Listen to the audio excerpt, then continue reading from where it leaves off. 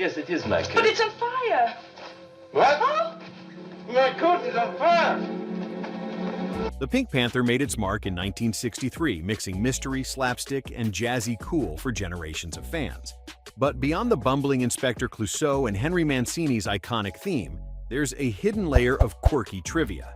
Discover 15 offbeat facts about the film that might just surprise you. Number 1. No Panthers in the original story.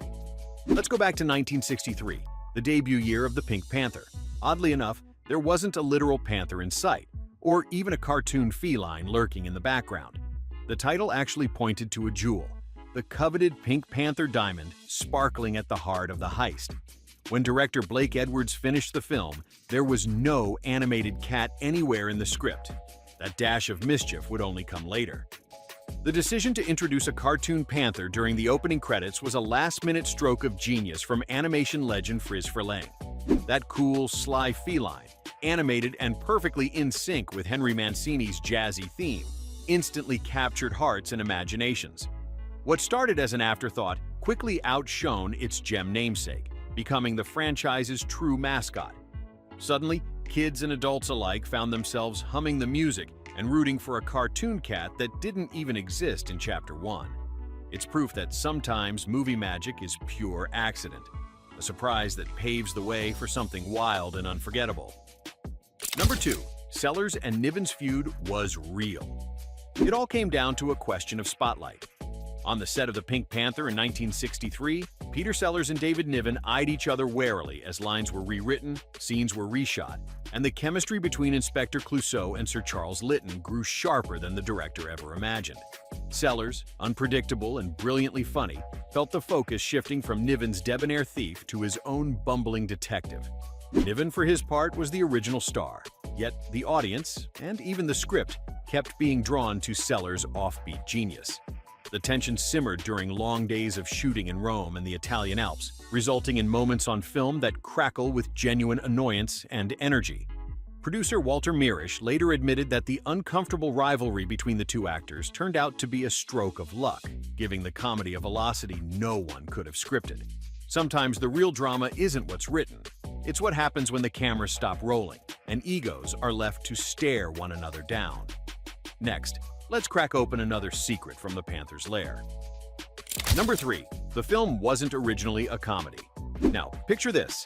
The Pink Panther, as you know it, almost never slid into the slapstick charm that made it so beloved. Early drafts in 1963 imagined the movie as a sleek, straight-up heist thriller, built around tension and clever thievery, not belly laughs. But once Peter Sellers walked onto the set as Inspector Clouseau, improvisation started slipping in. Directors and writers couldn't ignore the magic happening when Sellers riffed on scenes, so rewrites pushed the story into farcical territory. The elegant heist caper quickly spun into a riot of blunders and bumbling, with Sellers' comedic genius front and center. What started as a diamond theft plot morphed, mid-production, into one of cinema's most influential comedies. A whole franchise was born, all because the tone took a wild detour. Sometimes the biggest laughs come from the most unexpected edits. There's nothing quite like seeing a serious script tumble into silliness, especially when it shapes movie history. Let's see what other surprises this blend of talent and chance delivered. Number 4. The Pink Panther animation outshone the movie. A silken jazz theme floats in, and before you know it, that rosy feline slinks across the screen, stealing your attention before a single line is spoken. For many, the lasting image of Pink Panther is not Peter Sellers' Inspector Clouseau, but Friz Freleng's cool, mischievous cartoon panther. Originally strutting through the credits of the 1963 film, the animated Pink Panther became so beloved that by 1969 he had his own Saturday morning sensation, The Pink Panther Show. Suddenly, kids everywhere were humming Henry Mancini's unforgettable theme, giggling as the silent pink cat outsmarted bumbling foes with sly grins and slapstick ease. The movie was a hit, but it was the cartoon that turned Pink Panther into a genuine icon, splashed across lunchboxes and cereal commercials. When a side character winks and walks away with hearts and ratings, you know there's real magic. And as we trace the cat's pastel paw prints, we're ready for the next chapter of retro reinvention.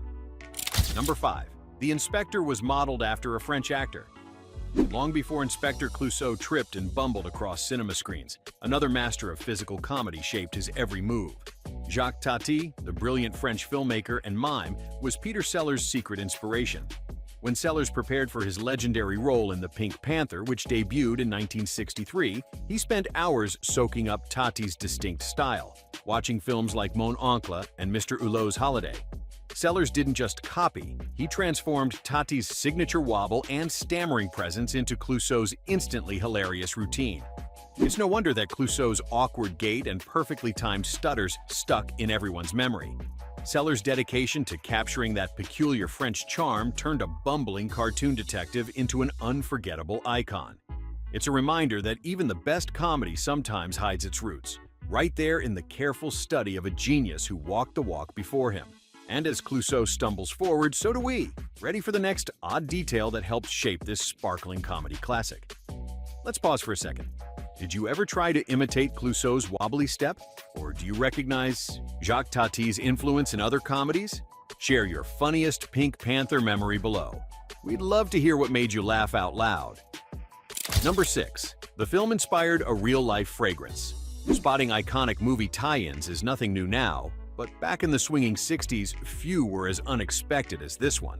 In 1968, a clever French perfumer dreamt up Panther Pink, a fragrance capturing the playful spirit of the Pink Panther films. Imagine powdery bottles shaped with a sleek feline silhouette and mischievous advertising splashed on Parisian billboards. Whiffs of rose and musk drifted through the boutiques, targeting trendsetters who wanted a dash of cartoon mystery on their pulse points. Though Panther Pink only lingered on shelves for a short stretch, mainly in Paris, it left a quirky scent mark on pop history. Today, vintage collectors scour flea markets and online auctions, hoping to find just one unopened bottle. It's a reminder that even in fragrance, the Pink Panther's charm was a step ahead of the pack.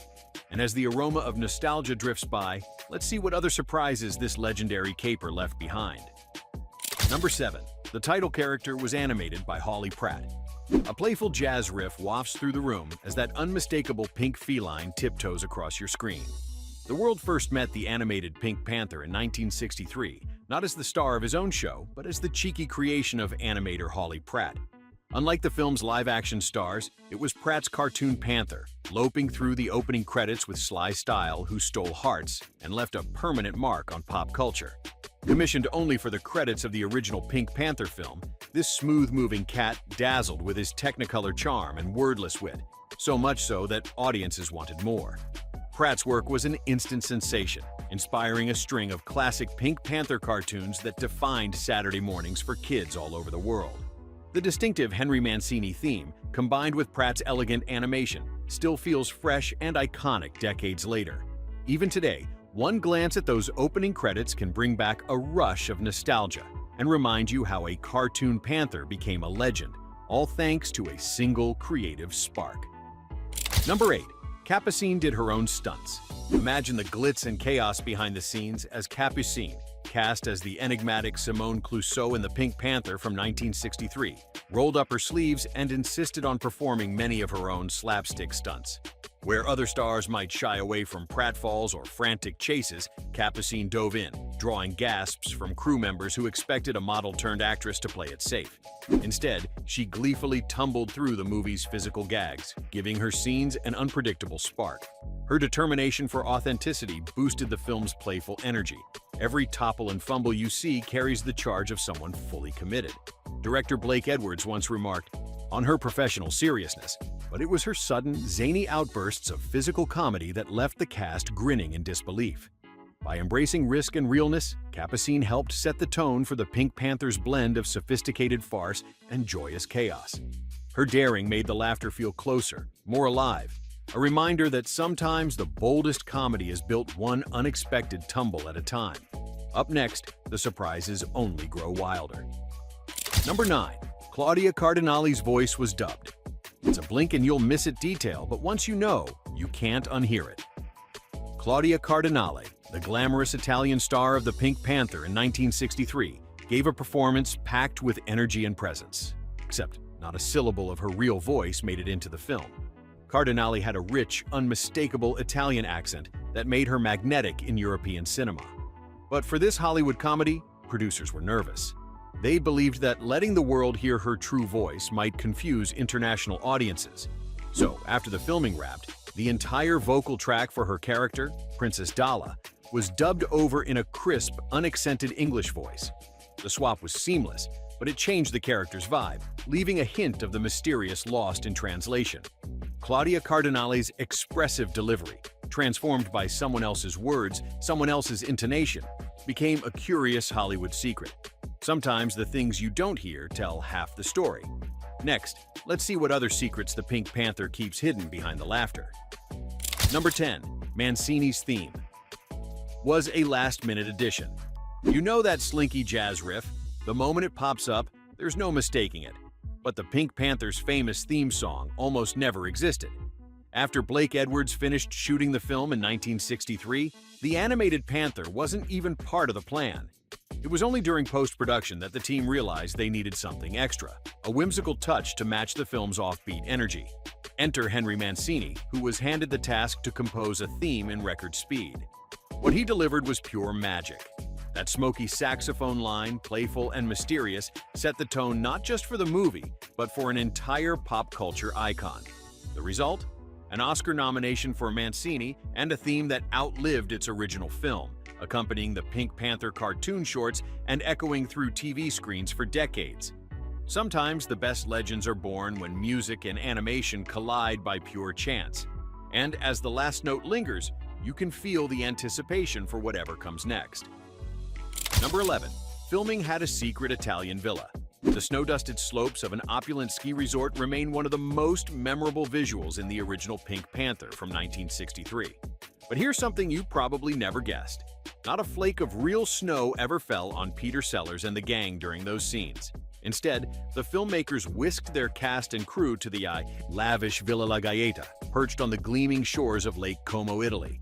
This was no alpine outpost, but rather a Mediterranean paradise, buzzing with the chorus of summer insects. To sell the chilly illusion, they trucked in artificial snow and used shrewd camera tricks to hide the villa's sunlit gardens. The result, an atmosphere so convincingly wintry that millions of viewers swore they felt a draft. That hidden glamour, tucked behind every frostbitten gag, gave the film an extra layer of style and sophistication. Sometimes movie magic is just a handful of fake snow and a spectacular Italian backdrop. As the screen sparkled, so did our belief in the impossible. Number 12. Peter Sellers got the role last minute.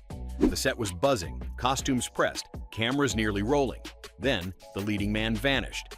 Just days before the Pink Panther began filming in 1963, Peter Ustinov, originally cast as Inspector Clouseau, walked out. Into that gap stepped Peter Sellers, a move that would twist movie history in a heartbeat. Sellers didn't just fill the role, he completely reinvented it. His clumsy grace and whispered absurdities gave us the now classic bumbling Clouseau, shaping every future sequel and sending audiences into fits of laughter. The film's comedic DNA changed overnight, all thanks to a stroke of unexpected casting. Sellers' comic genius wrung gold from every slipped line and fumbled prop, transforming what could have been a straightforward caper into something deliriously offbeat. The Pink Panther's off-kilter humor was cemented, and Sellers' improvised moments, like the infamous glove scene, became instantly legendary. One casting shuffle and cinematic comedy was never the same. As the clumsy detective tripped onto the screen, the world leaned in, eager for every gleeful misstep. Up ahead, more delightful surprises are waiting in the shadows of this unforgettable series. Number 13. Blake Edwards cast his own wife. At the heart of the Pink Panther's playful chaos lies a secret you'd have to listen closely to catch. During a glamorous party scene inside the 1963 original, a gentle, unmistakably melodic voice wafts in, a nun singing in the background. That's no ordinary extra. It's Julie Andrews, lending her pipes in a blink-and-you'll-miss-it cameo, totally uncredited. What makes this tidbit even warmer is that Andrews was married to the film's director, Blake Edwards. She recorded that snippet just before enchanting the world as Mary Poppins in 1964. Edwards was no stranger to collaborating with his wife, but this little Easter egg? It was private, playful, and barely spotted by fans for decades. Think of the hundreds of viewers who basked in that offbeat scene, never realizing they were hearing one of the most beloved voices of the 20th century. A blink, a note, a hidden star, Sometimes Hollywood magic is tucked away just out of sight, waiting to be discovered. And as the party swirls on, the story moves with it. Always a surprise around the next corner. Number 14. David Niven was meant to steal the show. When the Pink Panther hit theaters in 1963, polished British actor David Niven was intended to be the heart of the story. He played Sir Charles Lytton, the debonair jewel thief, the central figure producers had bet on. But something magical unfolded on set. Peter Sellers, cast as the bumbling Inspector Clouseau, brought a whirlwind of improvisation and slapstick brilliance. Soon, it was Sellers' outrageous pratfalls and unforgettable French accent that captured everyone's attention. His performance was so irresistible that the audience and filmmakers could not look away.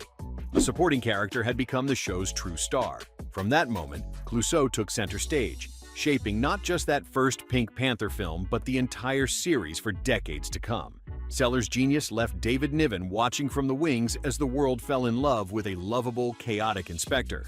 Sometimes even the best-laid plans unravel, and in this case, cinematic history was better for it. Next, we follow the ripple effects of a single, unforgettable performance that changed comedy forever. Number 15. The Pink Panther diamond was almost green. Imagine a legendary diamond at the heart of a wily heist, known the world over as the Pink Panther. But what if its famous name had never existed? In the earliest drafts of the 1963 film, the priceless gem was actually emerald green. Designers toyed with the notion, but director Blake Edwards and his team felt the color wasn't striking enough for the slapstick tone they craved. By switching the diamond to a lush, rosy pink, they not only gave the movie a visual jolt, but also inspired that iconic cartoon panther to prowl across opening credits, setting a flirty, mischievous tone. This simple splash of pink shaped everything from marketing to merchandising, helping turn the Pink Panther into an enduring symbol of cinematic cool. Story and image fused, and Hollywood history was written in shades of bubblegum and blush. Sometimes all it takes is a twist of color to make movie magic, reminding us that in the world of film, even the smallest choices can shine the brightest. Let's pause for a second. Did you ever wonder how a simple color change could shape an entire movie legacy? Share your favorite unexpected movie trivia or the one film moment you wish you could change.